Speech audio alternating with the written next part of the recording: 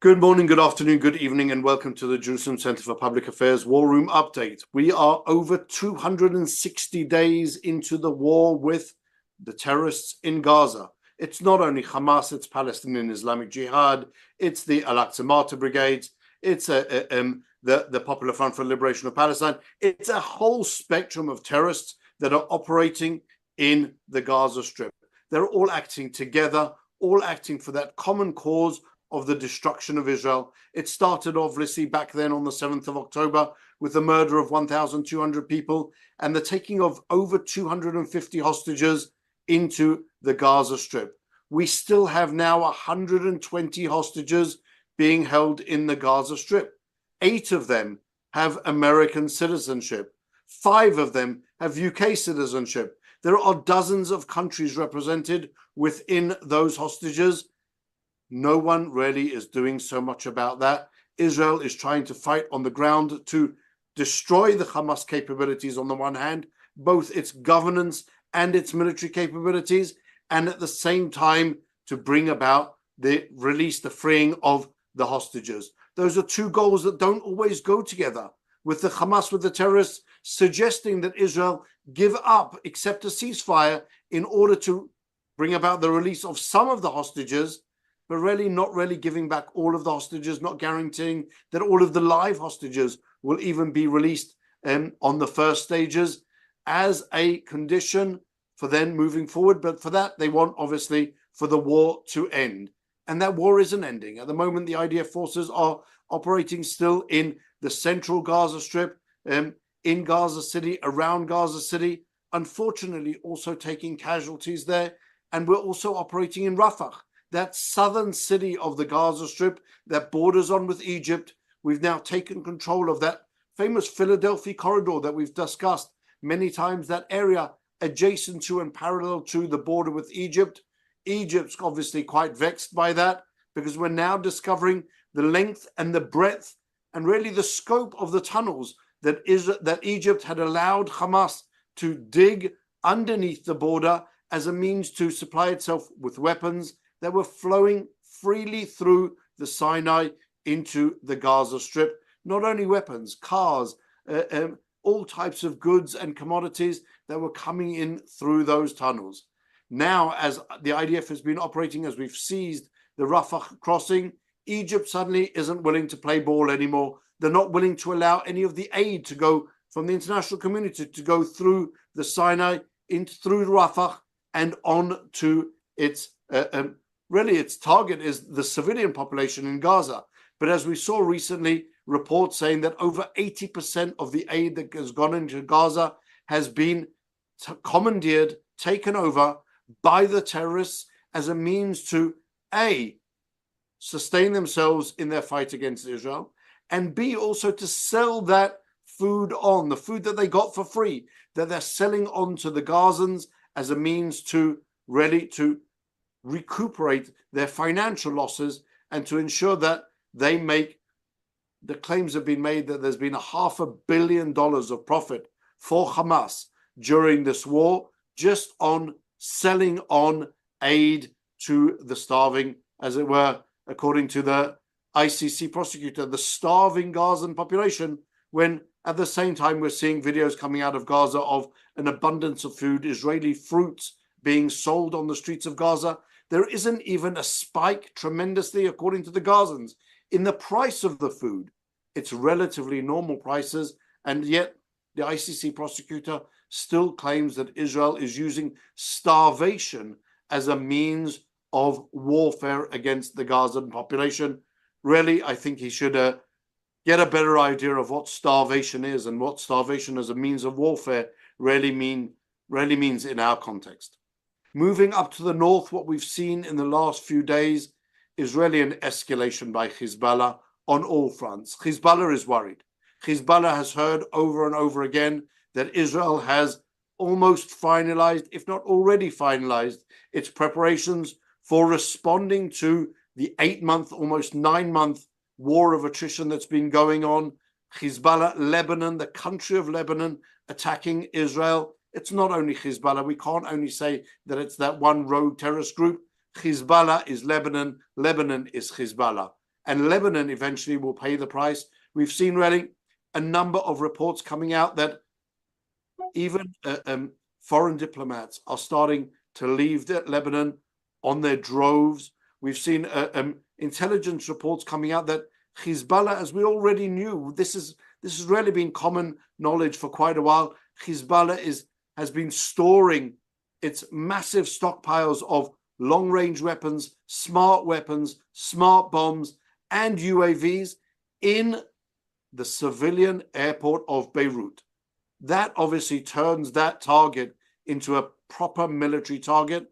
And if Hezbollah has been using the airport there for storing its weapons, then they know that there is a big attack on the way that will really focus on the airport in Beirut amongst all of the other targets.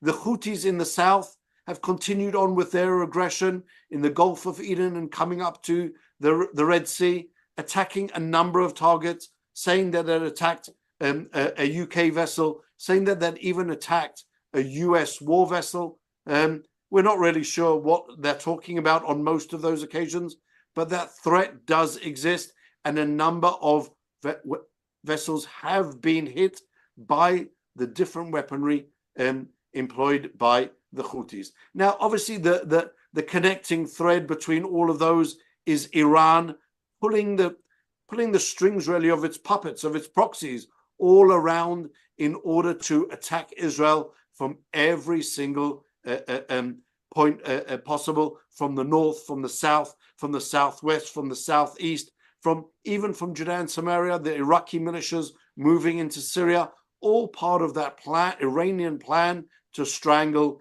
Israel. But what we're going to talk today with our special guest is really warfare on the ground. We've heard a lot of claims in the last 9 months about what Israel is doing and isn't doing, and whether it's breaching the laws of war, and how it's fighting in urban territories using big bombs, which are obviously prohibited, so they claim, by international law. And so today we're joined by Major John Spencer, who's the chair of Urban Warfare Studies at the Modern War Institute at West Point. Major Spencer, thank you for joining us. Thanks for having me.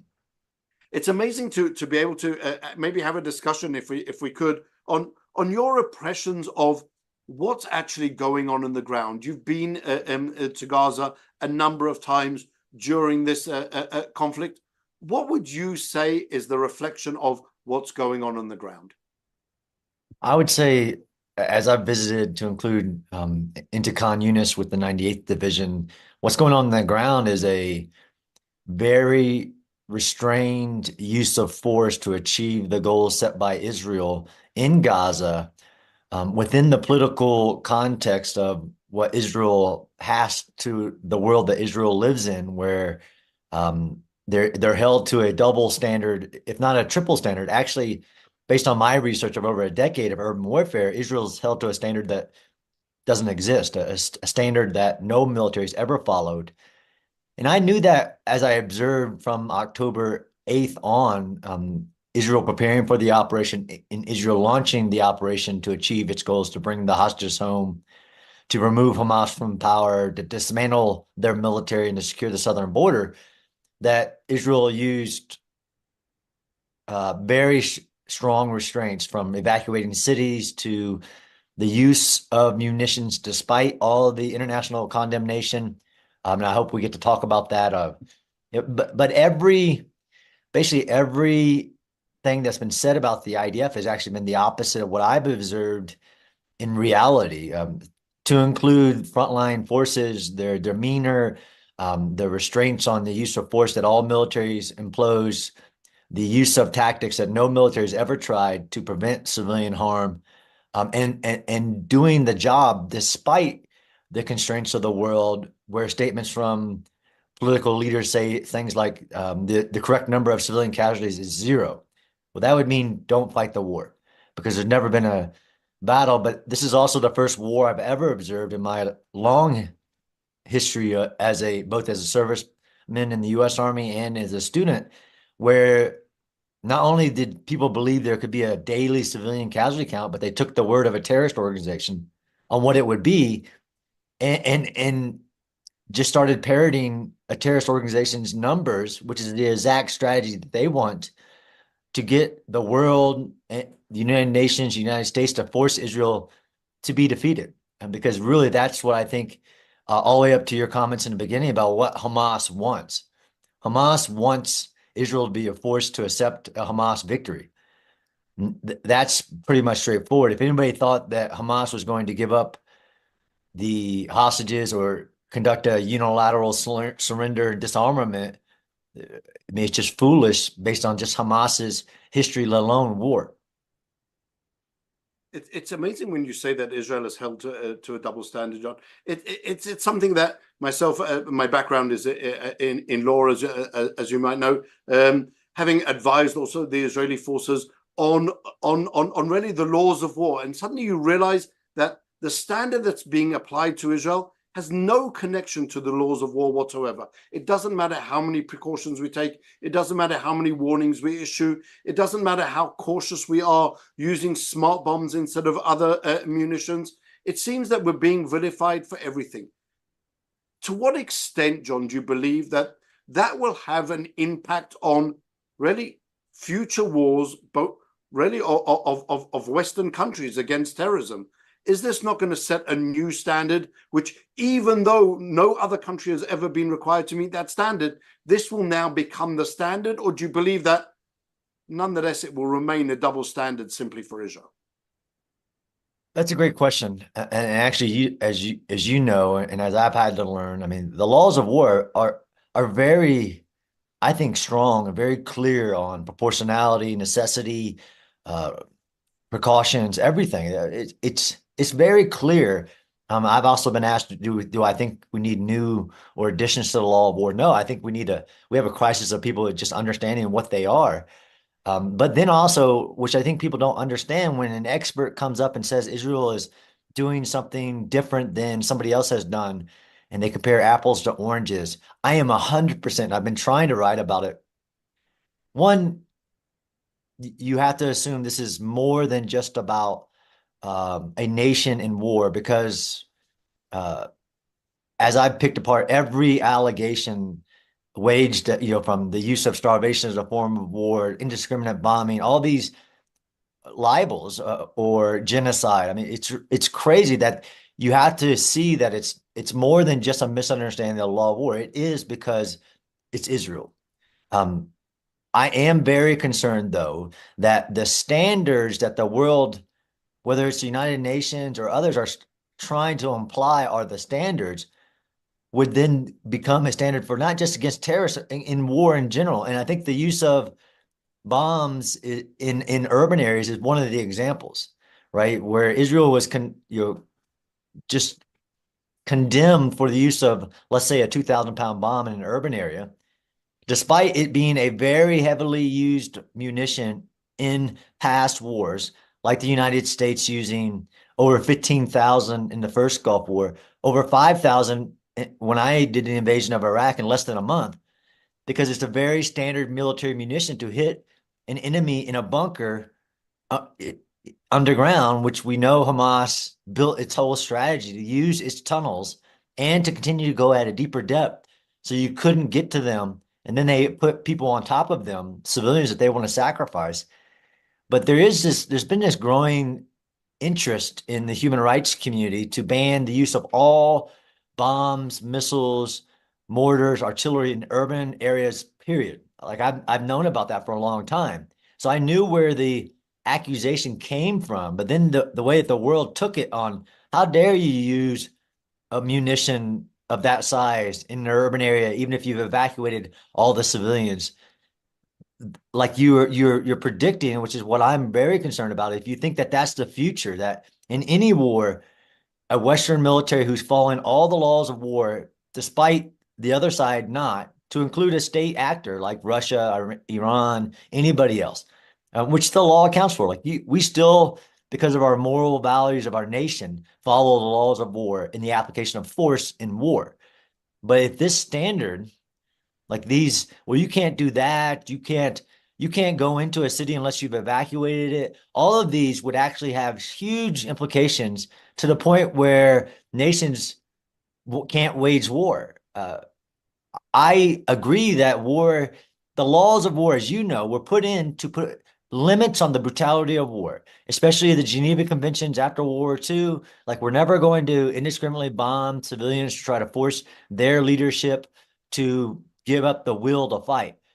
But when Israel is following every rule that's ever been thought of and implementing ones that nobody's tried, and then gets told that, well, you got to find a different way, which is also what we're seeing and what I've said. Like, if you ban the use of bombs in urban combat, then you're going to see a lot more urban combat around the world because, of course, a weaker force will say, look, all I have to do is get into the urban area and you can't touch me unless you come in here and I turn it into a meat grinder where you lose tens of thousands of soldiers and I achieve my political goals.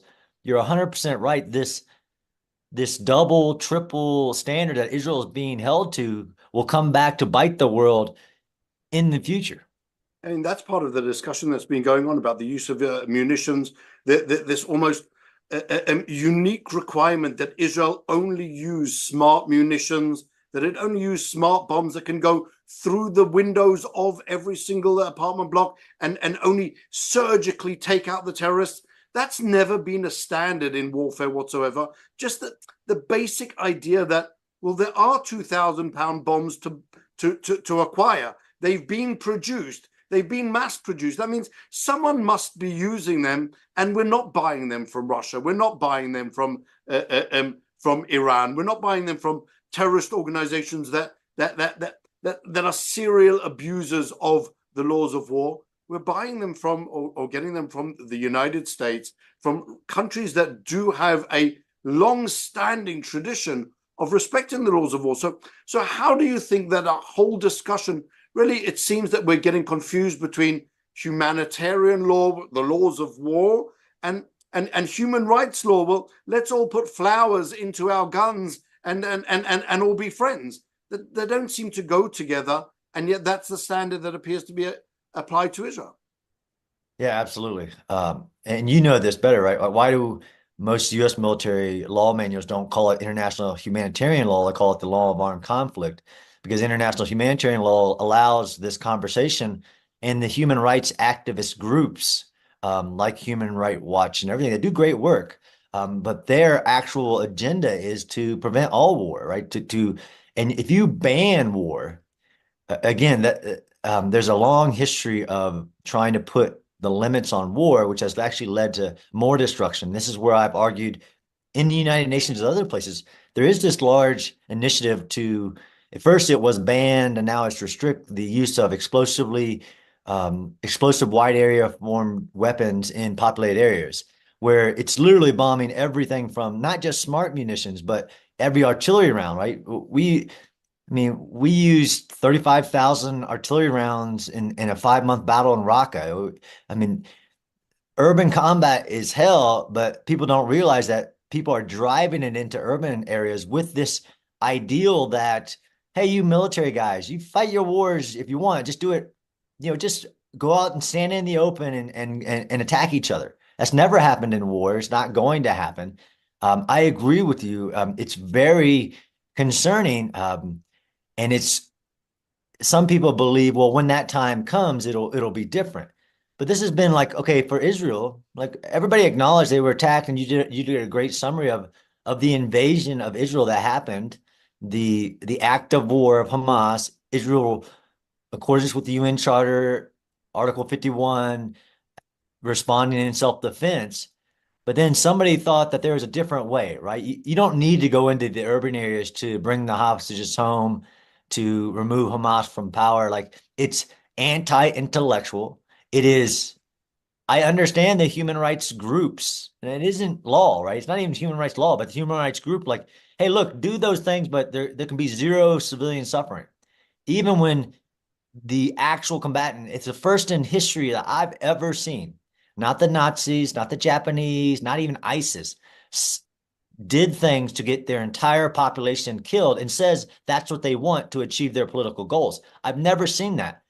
But the idea of this standard will be applied to anybody else. One is that if you're saying like, oh, no, this is just a standard for Israel, like that's a major problem. if it is a standard, do you think that other militaries will follow in the future, to include the ones who follow all the laws of war? We're not even going to talk about Russia, Syria, all the others who don't follow a single law of war. But if you're going to say that, yes, you Western militaries who follow these laws we all agreed to, but here are some additional things to include, don't fight in urban areas that you need to follow, it's going to be very problematic for the future of all nations. And really, especially when you're talking about non-state actors, when you're talking about terrorist groups who intentionally, as you said, and Hamas are really experts at this, at embedding themselves in the civilian population, in schools, in mosques, in hospitals, underneath the schools, tunnel systems spreading around the entire Gaza Strip. I'm English, as people know. They've built a tunnel system which is larger than the London Underground. Just in Gaza, which they refuse to allow the Gazans to actually take refuge in. They're only, as they've said clearly, even in the press, the tunnels are only for the Hamas fighters. They're only there for the war against Israel, for holding the hostages. And so you have this intentional embedding of the terrorists in the civilian population. They're trying to get everyone killed because that makes Israel look bad. And yet Israel seems to be trying to do everything it can. The precautions that Israel has taken seem to warn the population, to move the civilian population out of the way, seem to be, at least from my experience, something that hasn't really been seen before. This ability to move a million people out of the way from the northern Gaza Strip. Tens of thousands, hundreds of thousands of leaflets, of phone calls, of SMSs, of messaging, of loudspeakers, everything that's been done. Is that, in your experience, something that had been adopted before in other urban circumstances of warfare? So that's a great question. And which really gets to when I say that Israel's being held to a standard that nobody's following, because the experts who are criticizing Israel's operations in this war are using a standard called the Civilian Harm Mitigation Guidelines, which was created over the last 20 years through best practices of commanders on the ground in Afghanistan and Iraq during counterinsurgency and counterterrorist operations. And even then, it's a collection of those practices that has actually never been implemented in totality. Right? It's a best practice. Like, if you can do these things, 100%. Matter of fact, even evacuating cities isn't what you do in an invasion of another territory, right? That's not what we did invading Panama, invading Iraq, invading Afghanistan. The whole purpose of war is to end it quickly, so it does limit the suffering on the populations that are caught in between. You do it with overwhelming force, surprise, and speed. But this hangover from the war on terrorism, the counterterrorism, counterinsurgency period, has made people think that these tactics of, you have all the time in the world. Of course, you can take months to empty a city and all its people. Even if they refuse to leave, you can get them out, and only the enemy will be left. And oh, by the way, don't do it with a lot of munitions if they're in tunnels, because on top of those 400 miles of tunnels of Hamas, they also did it at a depth that makes it harder to reach them, even if you have a bunker busting munition, right? Because they've learned from the Israel's wars 2008, 14, 21 that they need to go deeper, making it more of a challenge to get to them, because their goal is not to fight the IDF. Their goal is just to wait them out until the international community stops Israel and tells them they can't go another step, which has happened in the past.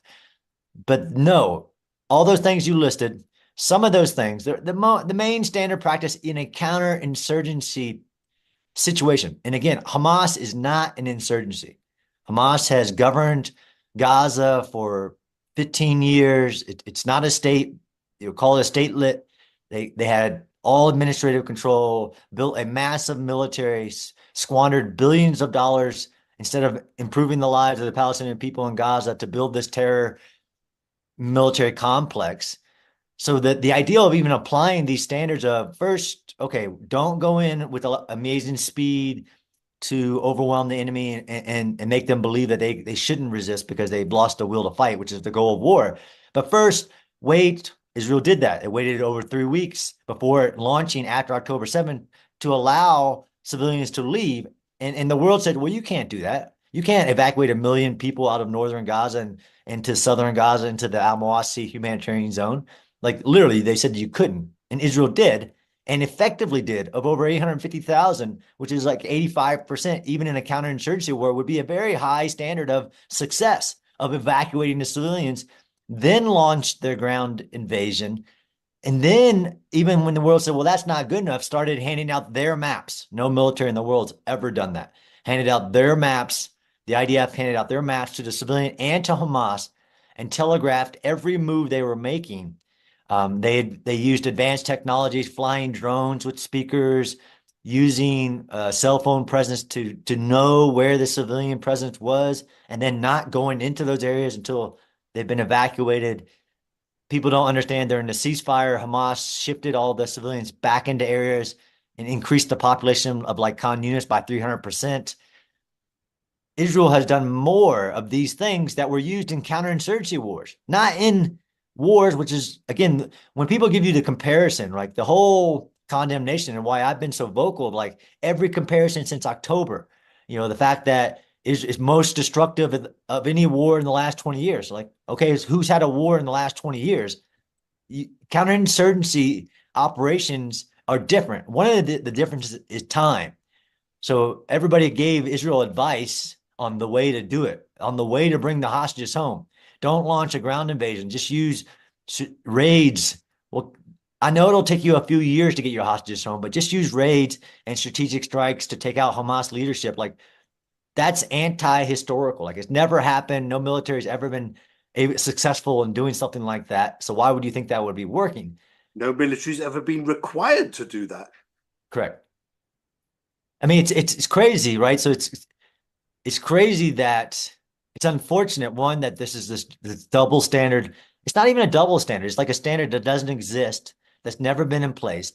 To include, don't use any munition that will reach somebody in a bunker. Go send your soldiers in to be sacrificed, and don't strike the enemy before you get there with a military munition. Even if the city is empty of people, they literally are saying don't use those munitions in a city, even if you've emptied the entire city of people, even if you've done everything you can to mitigate civilian harm. And they don't even know even the misuse of proportionality, which you saw, I'm sure, in October, November. Like, I don't think you know what that word means. You're not using it right, because it is in proportion to the military advantage. And okay, you're comparing it against the other situations that weren't of this context. Like, it's an assessment of the military advantage versus collateral damage versus what you've done, all feasible steps and all steps that nobody's ever done to limit civilian harm.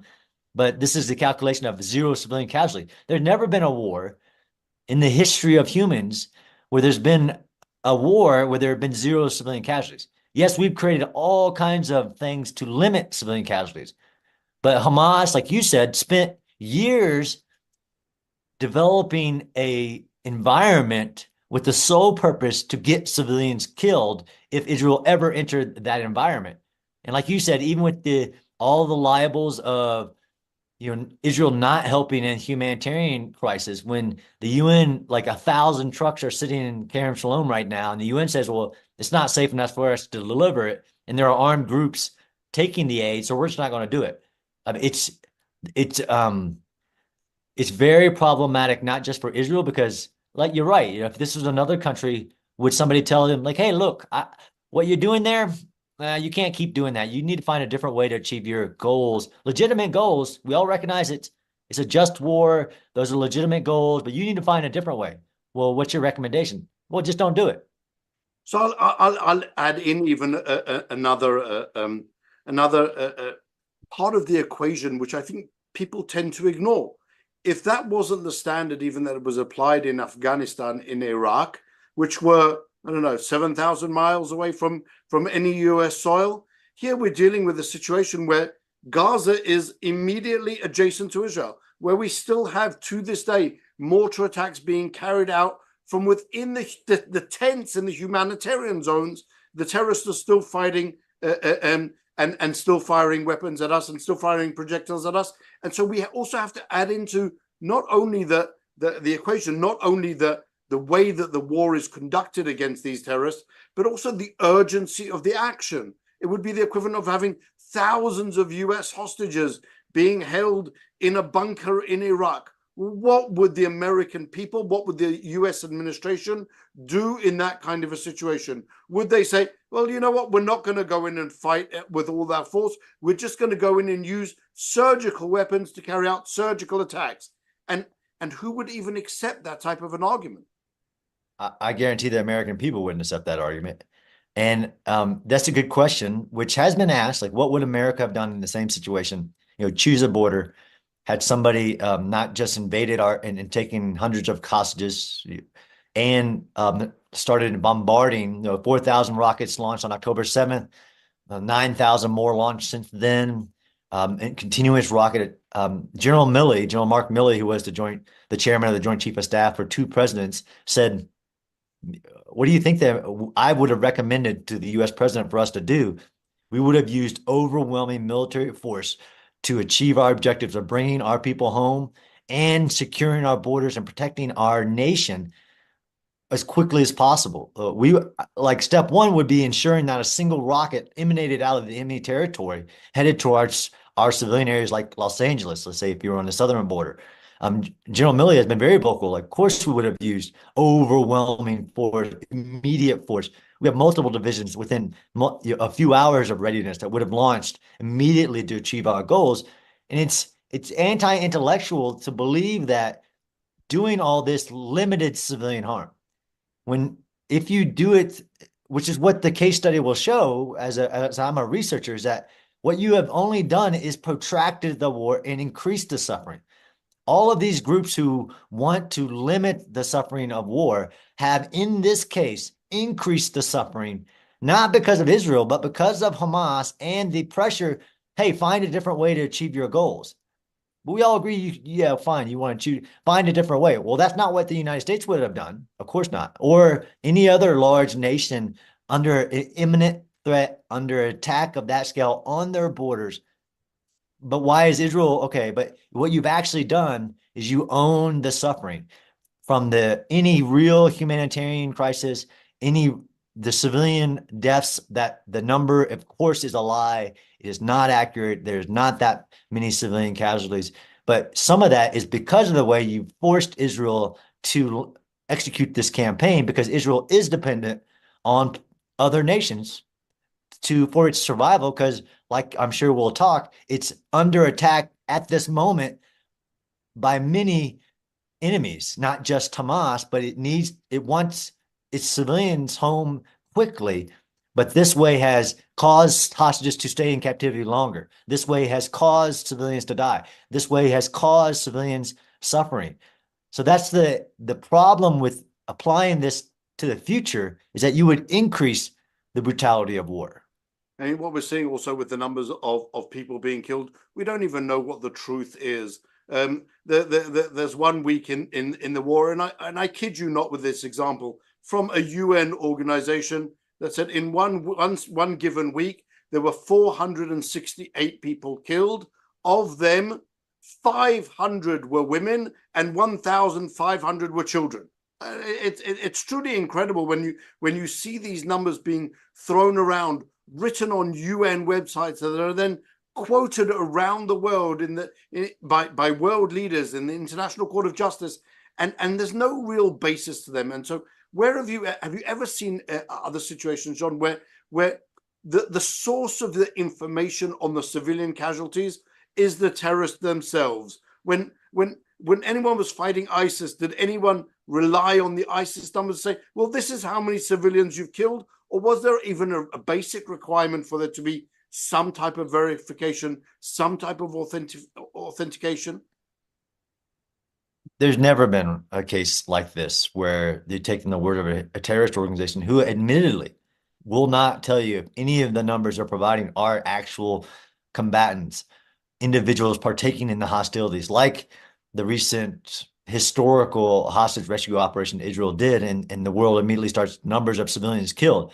If you're a civilian holding a hostage, you're partaking in the hostilities, and you are not a part of the numbers of civilians. You're no longer.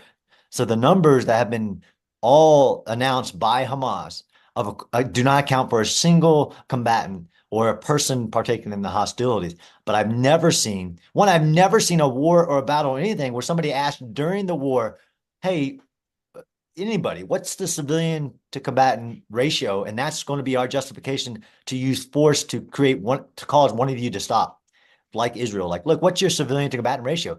It's never been done. It's especially in urban combat where there is this mixing of civilians and combatants, when a combatant's using human shields, in Hamas's case, using human sacrifice, literally saying they want as many of them to die as possible and acting to fulfill that.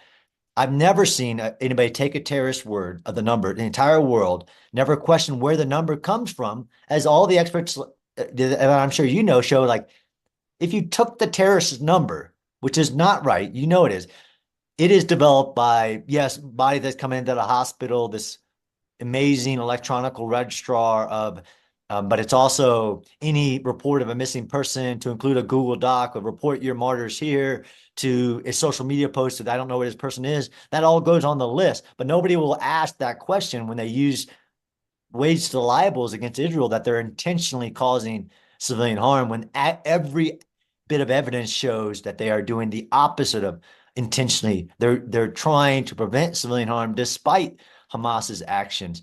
But in past wars, right, it was months, or if not years after an urban battle, that they developed what is the civilian death toll. Like the one battle that everybody used in the beginning to compare against Gaza, which wasn't, it was a counterinsurgent. ISIS was an insurgency in Iraq, holding territory that was allowed to hold it for 2 years and built defenses up. But in that 2016-17 battle of Mosul, it was a year later that they came up with a number which ranged from 10,000 to 40,000. Nobody in the moment was saying, hey, ISIS, how many civilians have died inside the city? Nobody. That's just crazy. And again, if somebody thinks that'll be the standard for the next war, when the war begins, like, okay, what's the civilian death toll right now? Like, it's impossible. There's nobody who could ever do that.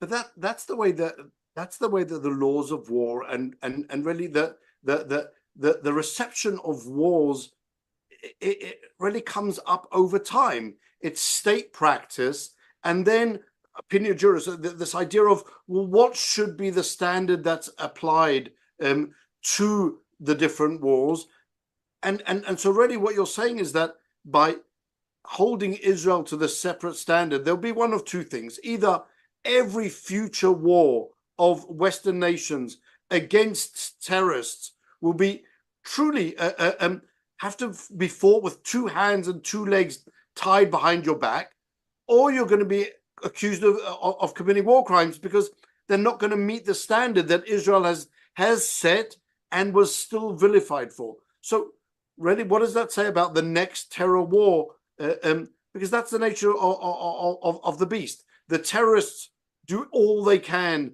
to spread the wars around and to breach their laws of war, whilst the nations, the Western nations at least, trying to fight back, are trying to fight within the boundaries of the laws of war. So how will that develop? Will this be the new standard? Is it going to be something which anyone else will be developed? Is there any work, to the best of your knowledge, to update the law, the war manual of the United States Army? Say, well, this is the new gold standard. This, and even add in additional precautions, because this wasn't even enough. So just so I'm clear, because there's a recording, I have never said that Israel has created a gold standard, because I've been quoted as saying that, but I haven't, because a gold standard would be this imaginary standard of 0 civilian casualties in a war. Israel has created a new standard that I think is very problematic, if it became some required standard. I mean, it does, again, if you had the time to understand where did the genesis of all these accusations that they're not following a standard, it's through this civilian harm mitigation thing, that where the U.S. military, because of the allegations against it, was Congress basically said, look, you're going to follow these new civilian harm mitigation standards, which are written in a way to say, if you can, again, based on proportionality, necessity, all these things. Like, and some people allow that in the door.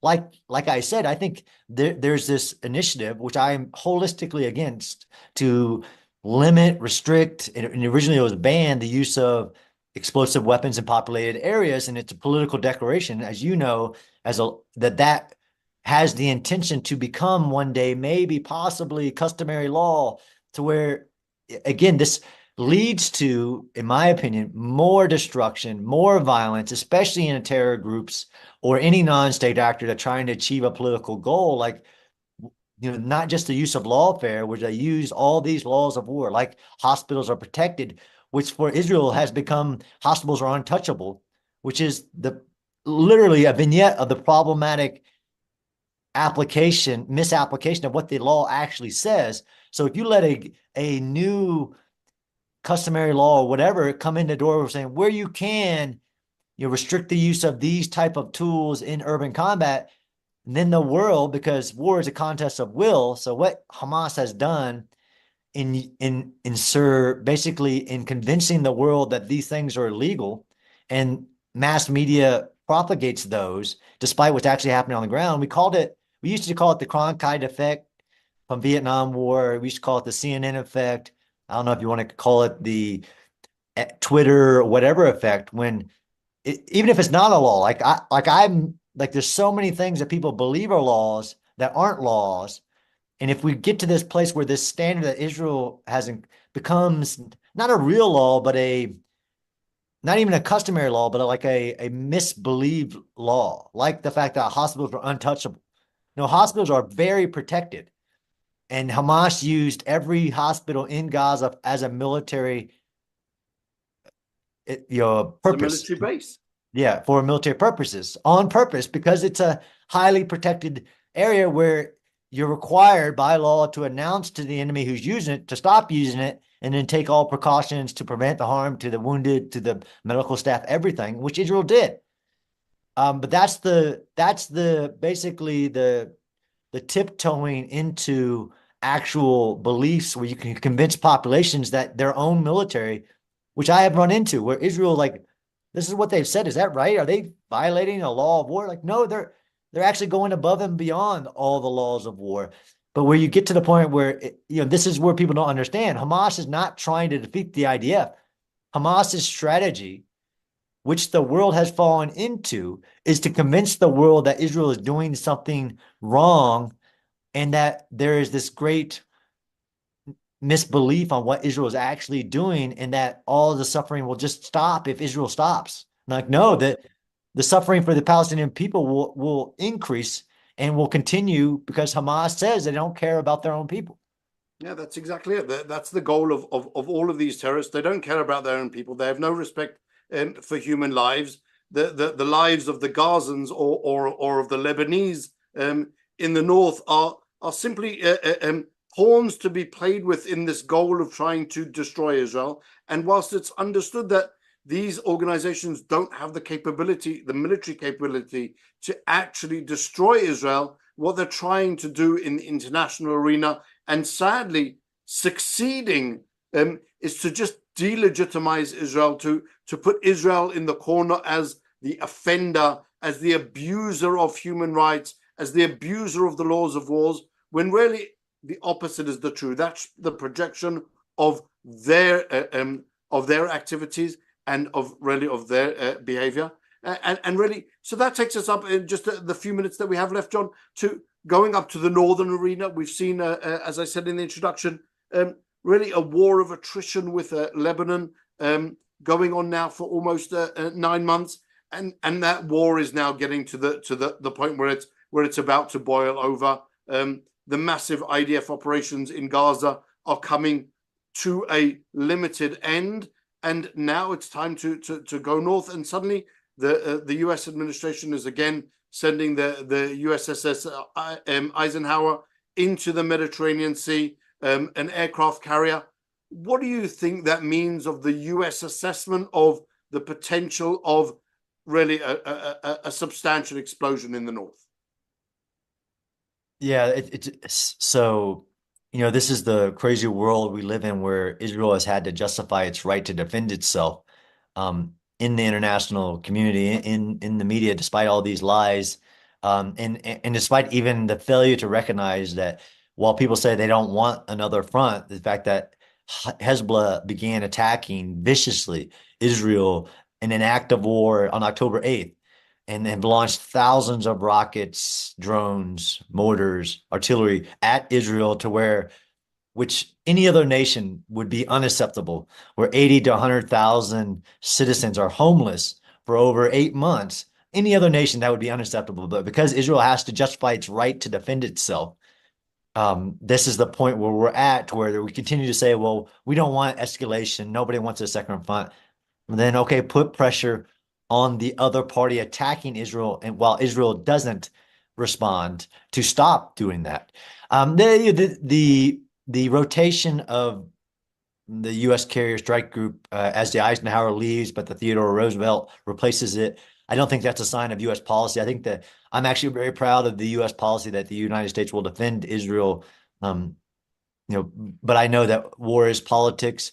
I know that if there would have been the United States would have done the war against Hamas and Gaza differently. But Israel, war is the pursuit of political objectives and your allies. So Israel's had to make very hard decisions, and it can be criticized on that, well, you got to do it this way, because if you're not, this is literally the awful decisions Israel's had to make, where what it would need to defend itself against Hezbollah, a much greater threat than Hamas, a terror army, another one of over 100,000 with advanced munitions, over 100,000 rockets and missiles, and the world says, well, figure out a way to make them stop, but don't launch a war, a self-defense war. I think it's very problematic. I think Israel has tried every means to, especially diplomatic, and signaling deterrence, signaling war plans, signaling preparations to defend themselves, trying to convince the other combatant, in this case, Hezbollah, who is Iran's cherry of a proxy, since they're all Iranian-backed proxies, as Iran pursues its grand strategy for the Middle East. But this is the dilemma, and we don't even have time to talk about Iran, a state actor attacking Israel during the midst of all of this with a massive barrage to cause massive harm to civilians of over 300 cruise, ballistic missiles, drones, everything on April 12th. While this is all happening and all the pressures on Israel to do things a certain way and to not escalate things while it's being attacked by so many enemies all at once, that would be unacceptable to any other nation of the world. I do think that the United States will continue to support Israel, but I also know the understanding of the complexity of, well, Israel should just do these things. Well, unfortunately, Israel can't just do those things. It relies on many partners and has many relationships and this has been, if you want to look at the genesis of the cause of the operation, whether it's the Abraham Accords or the normalizing relationships with the Arab nations, like, why are these enemies attacking now? Because in some ways, of course, everybody's fallen into the Hamas strategy of trying to force Israel to not achieve its goals, to not remove Hamas from power, to not bring their hostages home immediately, and to not respond to Hezbollah. But Israel, every nation's primary goal is survival and the protection of its populations, to include not just in the immediate, but in the grander picture. I don't know what's going to happen in the north, but I can tell you, just from logical military analysis, is that the current status cannot continue. And the fact that it's been allowed to continue thus far is very unfortunate for the Israeli people. But it cannot continue that Hezbollah attacks Israel and northern Israel, and that 100,000 Israelis at a massive cost to the Israeli nation are homeless, and actually within them have a fear of not even wanting to return home if it gets better, because deterrence is also about a sense of security within the people themselves. Yeah, and all this within the wider context of each war that you lose again destroys that deterrence, or and again makes you really volatile to continuing aggression. If we lose with Hamas, then there's no way Hezbollah will ever stop. If we lose to Hezbollah, there's no way that Iran will ever stop. And when you put this into the wider picture of the direct assault of Iran on Israel as well, and you throw in just that little tidbit of, well, what happens when you have a nuclear Iran? And then looking at this picture and the spectrum of threats, it would seem that it would lose all control if you had Hezbollah with dirty bombs. That would change the entire equation of the type of wars that we've seen, that we've expected, because it's not a state with the responsibility of a state when to use nuclear weapons. This is a genocidal terrorist organization that doesn't care about human lives, and that is being fed by the Iranian regime.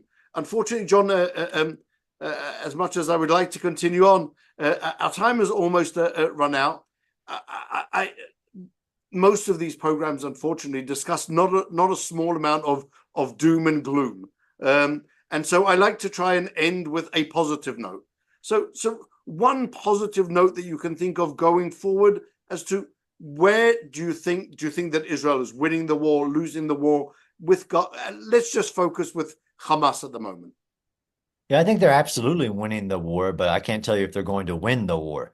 I think they're achieving the military goals systematically, despite all the constraints. The IDF are doing amazing things that blew my mind when I visited the forces in Gaza on what they've been able to achieve, despite the constraints put on them from the international community. And I understand it's not black and white on the way, but the fact that they figured out a way, right, just like Israel has in its past, to do the unachievable, things that people can't even imagine. The IDF and Israel has found a way, despite the constraints, to not lose against Hamas, to continue to put military pressure, to systematically dismantle its military capabilities in Gaza, things that people thought that would never be possible, and at great cost to Israel and the IDF. And they've figured out a way to do the unimaginable. They need to continue that because they're close to dismantling Hamas's military capability.